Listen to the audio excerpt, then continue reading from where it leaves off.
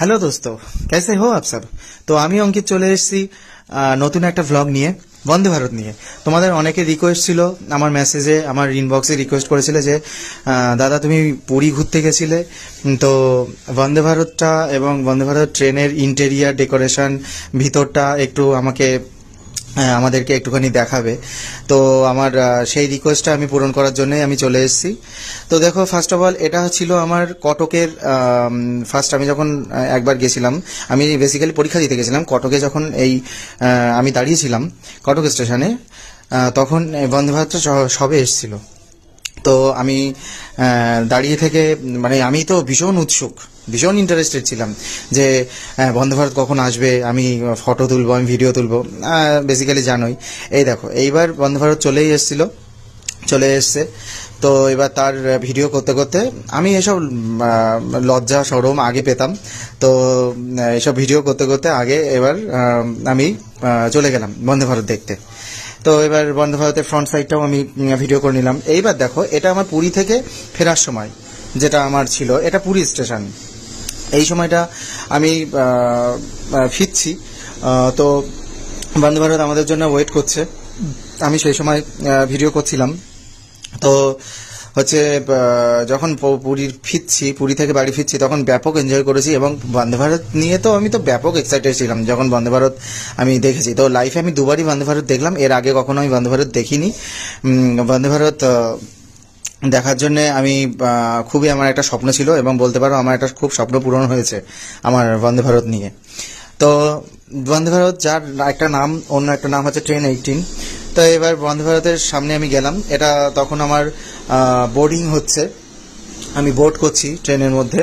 তো এই সময় আমি চারিদিকে একটু ভিডিও করছিলাম। এই দেখো, এই সময়টা আমি একটা রিলস করছিলাম। রিলস করার জন্য আমি একজনকে বলেছিলাম। তো আমি বেসিক্যালি আমার বাবা ছিল আমার সাথে। তো আমি সেই সময়টা, বাবা তো পারে না এইগুলো, তো আমি একটা লোককে রিকোয়েস্ট করলাম, একজনকে, সে আমার রিলসটা করে দিয়েছিল। এইটা হচ্ছে বন্দে ভারতের ইন্টেরিয়ার ডেকোরেটর। তোমরা দেখতেই পাচ্ছ বন্দে ভারতের ভিতরে কত সুন্দর, সিটগুলো কত সুন্দর।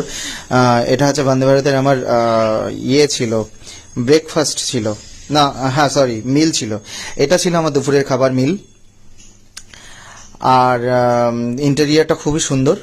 ভিতরের চেয়ারগুলো 180 ডিগ্রি অ্যাঙ্গেলে ঘোরে। হ্যাঁ, আর এটা আমি কিছু ফটো তুলেছি ভিতরের সাইডে। আর বন্দে ভারতে ব্যাপক ভিতরে সবাই লাইফস্টাইল পুরো ফ্লাইটের মতোই করে, সবাই লাইফস্টাইল করে, জীবনযাপন করে ফ্লাইটের মতোই। তারপর বন্দে ভারতের সামনে আমি কিছুটা সেলফিও তুললাম। খুবই ভালো লাগলো, আমার খুব একটা স্বপ্ন পূরণ হয়েছে। তারপর এটা বাড়ি ফেরার পথে আমি একটা বন্দে ভারতের সাথে তুলবো না, আমি একটা ভিডিও করবো না। এইবার হচ্ছে বন্দে ভারতের ভিতরে এই যে দরজাটা অটোমেটিক খোলে, বাটনটা প্রেস করলে দরজাটা অটোমেটিক খুলে যায় এবং আবার অটোমেটিক ক্লোজ হয়ে যায়। এটা ওই পাশেটা একটা ক্যান্টিন, আর এখানে উপরে ব্যাগ রাখা হয়, নিচে সিট দেখতেই পেলে। আর এখানে একজন বসেছিল, উনি টিসি ছিল আই থিঙ্ক। এবার আমি ভিতরের দিকে উঠছি। এবার দেখতে পাবে বন্দে ভারতের ভিতরটা, the inside of Vande Bharat. এবার আমি একটুখানি দাঁড়িয়েই পড়েছিলাম। দাঁড়িয়ে পড়ে তারপর দেখছিলাম যে দরজাটা কিভাবে বন্ধ হয়। তো আমি একটু এক্সপেরিমেন্ট করছিলাম।